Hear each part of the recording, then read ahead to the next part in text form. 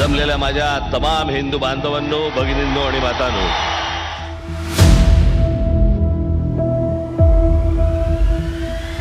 मी आज या क्षणाला महाराष्ट्राला स्वतःला अर्पण करत आहे.